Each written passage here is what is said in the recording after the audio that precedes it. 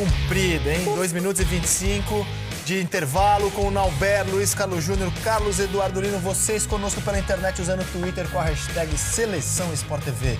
E hoje é dia de Copa do Brasil, Nenê. Põe o chaveamento na tela. Nenê? Nenê, né? Lembra do Rock in Rio? Hoje é dia de rock, Nenê. Ah, boa. Bebê. Corinthians e Chapecoense. Bebê, não é a mesma coisa, né? Lançou diferente. Rock, bebê. Então hoje é dia de Copa do Brasil, bebê.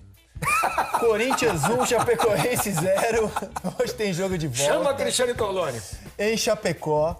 Grêmio e Flamengo empataram em 1-1 em Porto Alegre. Hoje jogam no Maraca. Bahia e Palmeiras empataram em Salvador. Jogam amanhã no Pacaembu. E o Santos, que perdeu do Cruzeiro na Vila Belmiro, de 1-0, hoje joga no Mineirão, a casa do Cruzeiro. Sobre todos esses jogos, falaremos aqui detalhadamente.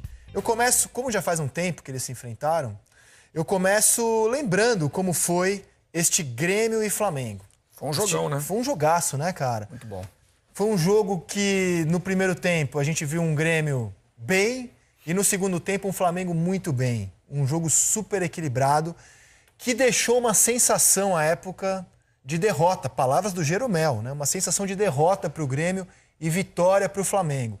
Mas será que tanto tempo depois desse jogo, eles trazem as sensações, as frustrações e o sentimento que eles tiveram de 2 semanas atrás? De jeito nenhum, mesmo, porque 3 dias depois o Grêmio reserva bateu o Flamengo por 2-0, né?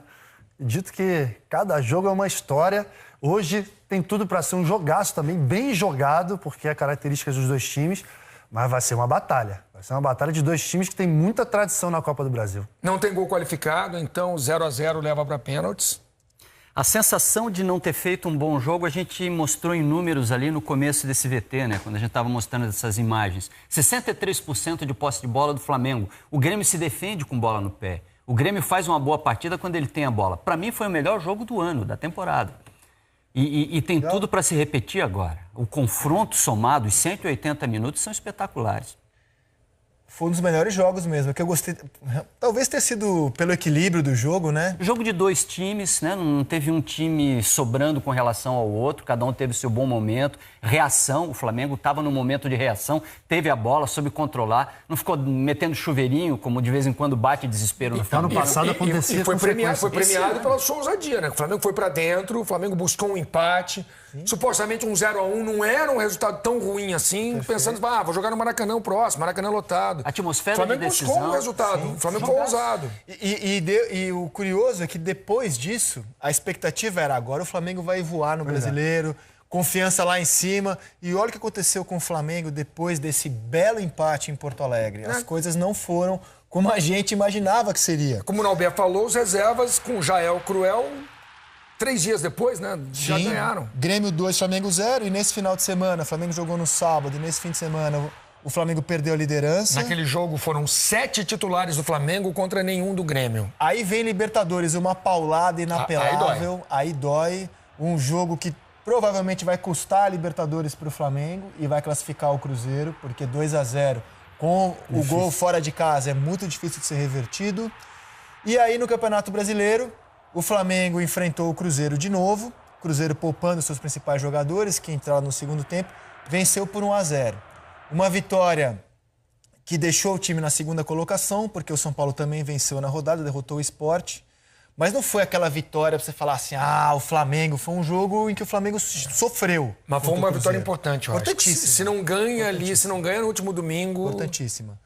Mas a guinada que a gente imaginava pela atuação em Porto Alegre, daqui pra cá é só alegria, não foi. O que se tratando de Flamengo é um pouco perigoso também, né? É? Sempre, porque sabe que as coisas são exageradas no Flamengo, para bem e para mal. Se o time dá uma decolada, aí que eu ia estar preocupado pro jogo de hoje. Acho que hoje todo mundo pé no chão, sabe que tem um Grêmio muito competitivo, de um técnico que, na minha opinião, é o melhor do Brasil hoje em dia, muito inteligente, que sabe jogar um mata-mata. Tá 50-50. Não é porque tá no Maracanã que há uma vantagem pro Flamengo, não. A gente fez um levantamento dos jogos do Renato neste Grêmio, nesta passagem dele de 2 anos pelo Grêmio em mata-mata. São 40 jogos. Ele começou com mata-mata. Ele começou contra o Atlético Paranaense. É um negócio impressionante o aproveitamento do Grêmio sob o comando do Renato em jogos de mata-mata. É um negócio muito sério. Ele tem uma leitura do jogo muito boa, na minha opinião, muito boa. Ele consegue enxergar e é talento, né? Ele tem esse talento de enxergar o jogo. Eu já via isso como jogador. Ele conseguia, com aquela força física toda, ele conseguia ter inteligência para jogar e agora está trazendo isso para a técnica. E está mais maduro como técnico. Essa passagem traz um Renato mais maduro, né? Ainda tem esses momentos falastrão e tal, porque senão não seria o Renato. Tomara que nunca perca, Tomara que né? nunca perca, porque é uma característica dele, sempre foi. Claro. Se você vira o Renato menino, surgindo, ainda brigando pela posição com o Tarcísio, ele já era um Renato carismático, já era um Renato catedrático, ele polêmico. Não vai ser nunca, né? Nunca. Mas acho legal porque ele respeita a comissão técnica, ele sabe trabalhar em equipe. Trabalha bem, isso cada vez mais. O Alexandre Mendes é importante há muitos anos. Muito importante. Agora, eu vejo um Grêmio enfraquecido. A saída do Arthur desmontou o jeito de jogar do Grêmio e o Grêmio não conseguiu se encontrar ainda. O Grêmio de hoje é um Grêmio menos tocador de bola, é um Grêmio menos controlador de partida, é um Grêmio, obviamente, mais envelhecido e um Grêmio difícil de você entender se você for comparar com o Grêmio de ainda há pouco. Eu acho que o Grêmio tem um decréscimo considerável. Tem alguns jogadores que eu acho que tem uma...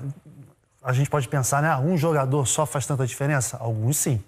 No caso do Arthur, na minha opinião, era o motor do time. O Arthur é um cara que sai do jogar. Grêmio para brigar por uma posição de titular do Barcelona. Então, obviamente, é um jogador que faz muita falta ao Grêmio. E vamos ver o que aconteceu com o Grêmio depois deste 1-1.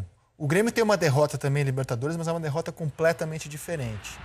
Depois do 1-1, ele faz um resultado importantíssimo no Campeonato Brasileiro, né? A vitória sobre o Flamengo, sobre a qual já falamos. Sai de lá com moral grande. E vai para a Argentina, em Quilmes, onde perde de 2-1 para o Estudiantes, mas é uma derrota muito diferente daquela do Flamengo. Esse gol do Kahneman é importante, a Claro. Porque aí tem gol qualificado. Sim, vitória de 1-0 do Grêmio em Porto Alegre, da Grêmio. E depois, de novo, com o time reserva, derrota o Vitória por 4-0, mostrando alternativas, como o Mateuzinho, que é um jogador que pode, daqui a um tempo, substituir o Arthur, deixou muita gente animada. PP. Sim, e outras soluções que aconteceram ali. Então, o astral do Grêmio, que parecia para baixo depois desse 1-1, a curva do Grêmio foi para cima e o astral do Flamengo não decolou, ficou ali um pouco mais para baixo. É assim que eles chegam para o jogo de hoje e, na opinião do Nauber, esse astral hoje esquece. Começa tudo de novo. Como assim? Não entendi. Não, hoje, o que aconteceu nessas 2 semanas não entram na partida do Maracanã. Minha opinião, 0-0. 0-0. Começou o jogo, é um novo jogo, é uma nova circunstância. E a gente vê, né, esses altos e baixos dos dois times. Então hoje a história vai ser decidido ali. Tudo que foi feito até agora só serve para estudar e para se preparar para o jogo, mas vai ser decidido ali. Em termos emocionais, acho que vai ser ali. Vamos de quem? Vamos contar um pouco da história